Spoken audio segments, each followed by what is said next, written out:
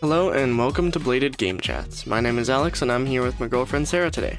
Hi. We're here to offer an honest and thorough discussion of personal experiences playing video games firsthand. So this podcast creates a space to appreciate games and converse about their contribution to the gaming industry, culture, and our personal lives. So if you're wondering what a video game is about or wanting a full deep dive conversation, this show helps you make decisions as we review video games and share stories from our gaming adventures. Today, we point our blade to Pokemon Legends Arceus. Legends Arceus was developed by Game Freak, and the console that this game is available to play on is the Nintendo Switch.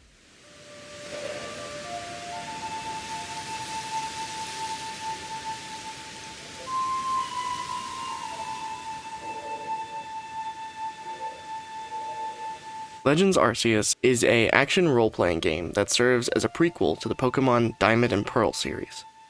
This game follows the player who has traveled back in time, and as they travel through the Hisui region during early Japanese colonization. This game is centered around exploration of the region's open-world areas populated with Pokemon. The game's objective is to complete the roster's regional Pokemon from the list called the Pokédex. This game has sold over 13.9 million copies since September of 2022, and was nominated for the Best RPG at the Game Awards. When I first started playing Pokemon, it was with Pokemon Snap from the Nintendo 64, and I remember that my mom and I used to play that game all the time. I didn't want to stop playing it, and this ultimately led me to getting my first Nintendo DS when that came out and Pokemon Black and White were released. And I remember that these games were the first ones that I took seriously, and it fully immersed me into that world. When was the first time you played Pokemon? It was when you wanted me to play Pokemon Go. Oh yeah. You wanted something fun to do, and I had told you before, I tried playing it before and I couldn't get into it.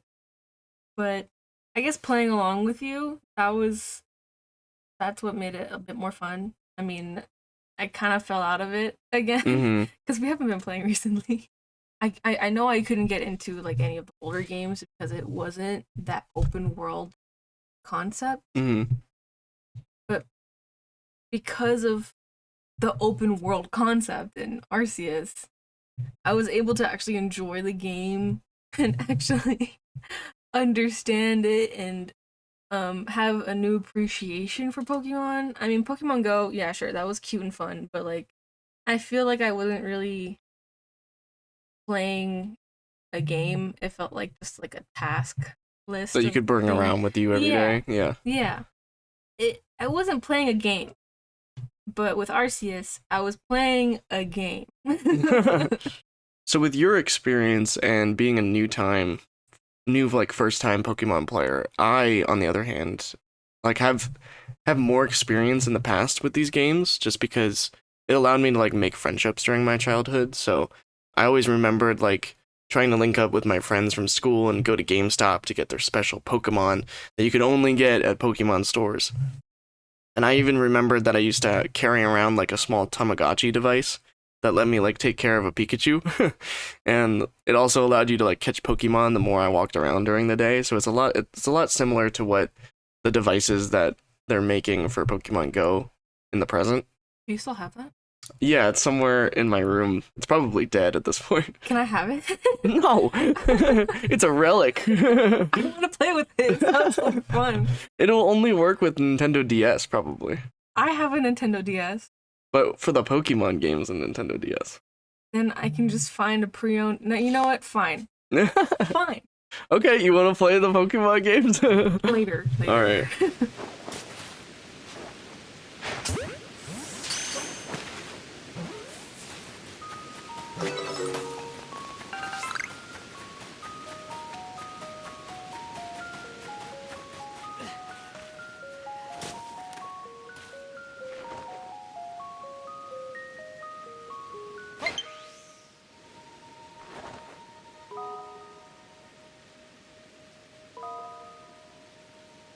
I remember our friends wanting to like make a vow that we would all go together to the GameStop and get copies of the game together. And I remember when that day arrived, we all hopped in the car and drove over to the nearest GameStop. And to our surprise, there was a giant line for everyone wanting to pick up the game, which then we kind of regretted that we didn't pre-order it. So we all waited in that line, hoping that we would get our own copies. And as time passed, we did end up getting to the front of the line and getting our games, but we actually received the very last copies that the store even had for that day.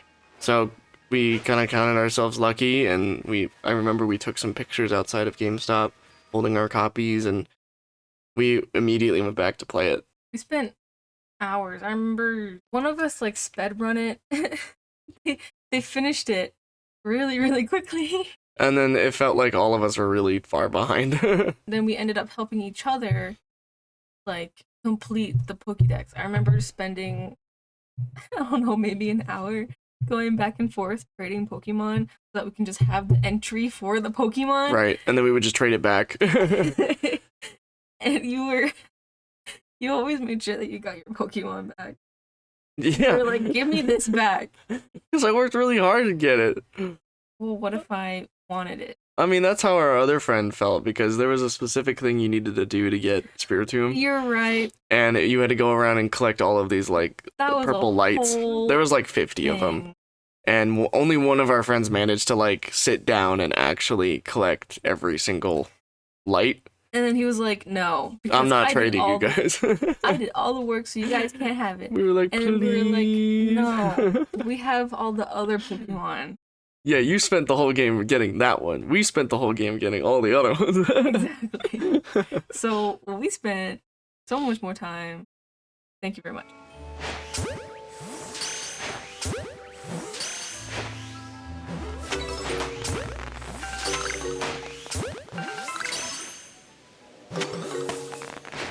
This is the only game where they actually had a sound cue for hearing a shiny being spawned or like generated near your player's location. And let me tell you, that was so freaking useful. It was so nice. I don't know what the shinies looked like. Like, this is my first time actually going out and finding Pokemon, and I had to know what they looked like.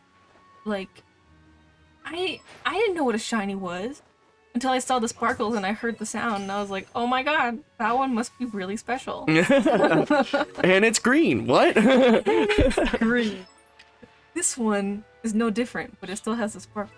Now that's kind of dumb. I'm not gonna lie, that's kind of dumb. Just like lower the hue a little bit. That's a shiny Pokemon. So Pokemon today kind of has changed immensely, in my opinion, because Legends Arceus was like the first time Nintendo sort of tested that waters with the open world aspect of a Pokemon game. And normally everything before Arceus was sort of restricted with those boundaries and like the bird's eye view style of game. But Arceus was totally different. So when it was first announced, I remember there was like speculations revolving around the game, because this is the first time like the company were advertising an open world Pokemon game, which I remember to us as fans like sounded really exciting on paper, but I remember that we were all very skeptical of it. Fast forwarding to when we all got the game and like started playing, I feel like we all started like realizing that this game has revolutionized Pokemon as an industry and as a series. Because like this is the first time we're actually playing a game in an open world with like wide vastness of exploration, all of that filled with Pokemon. And I think from that point forward, Pokemon would never be the same again. I can't imagine anything going back to the way it was. I mean, I didn't play any of the other like original games, but playing Arceus and Scarlet, the newest one, open world's just better. It's just good.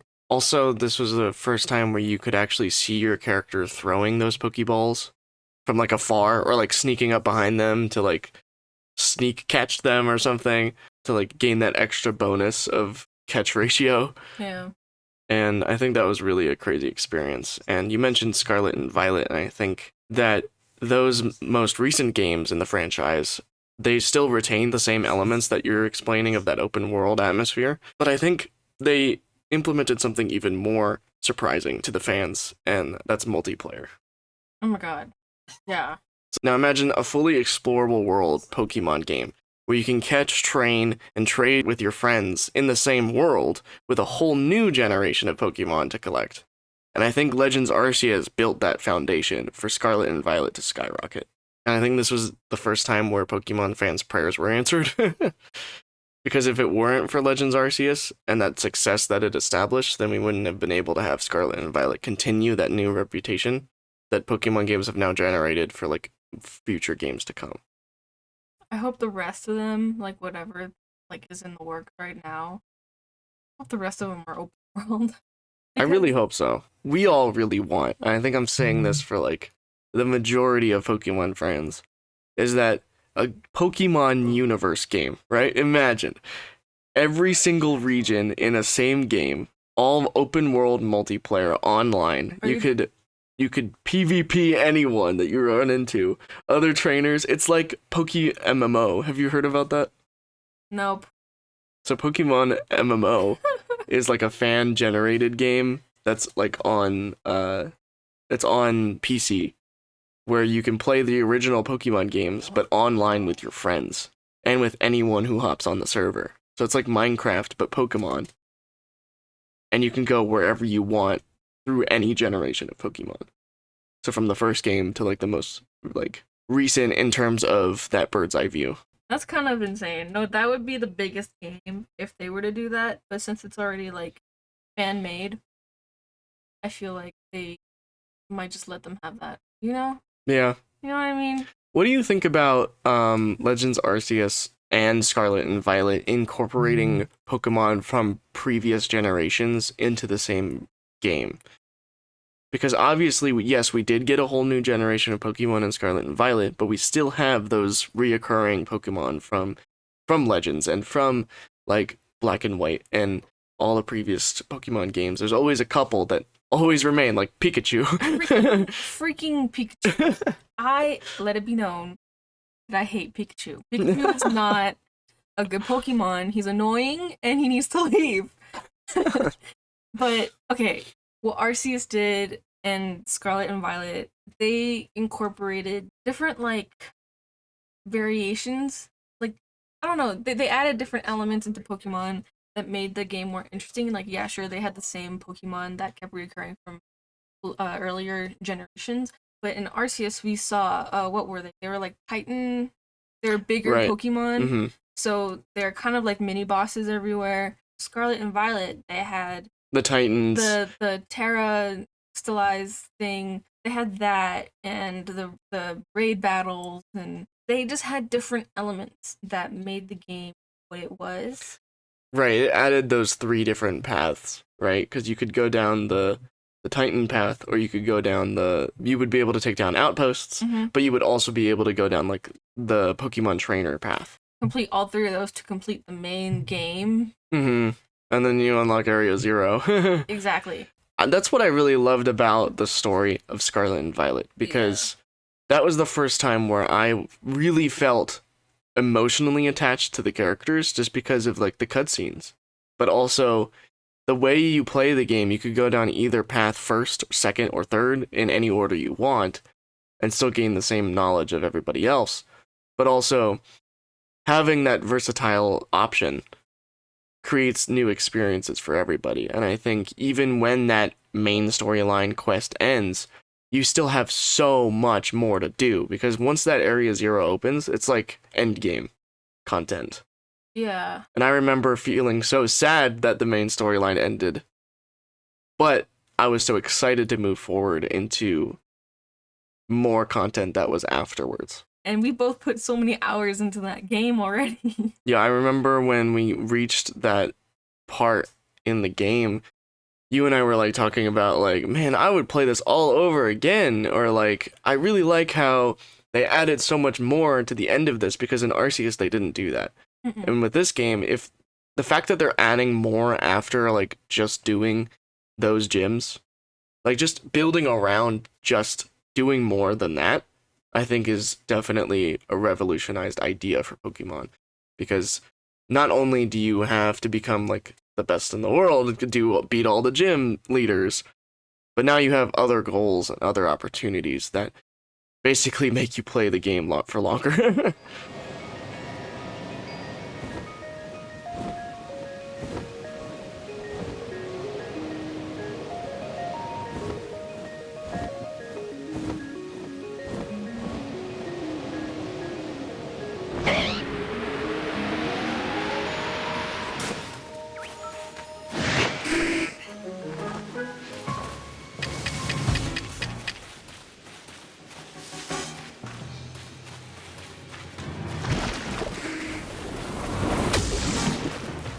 So if you made it this far into the episode, this is where we have to score it. So do you have any ideas on what you would want to score this out of 10?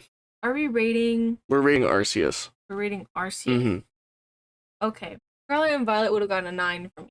Okay. But since we're talking about Arceus, it's got to be a 10 because it did revolutionize and it really kind of innovated the next generations, the future of Pokemon. Especially because we got 3 Pokemon games in the span of 2 years.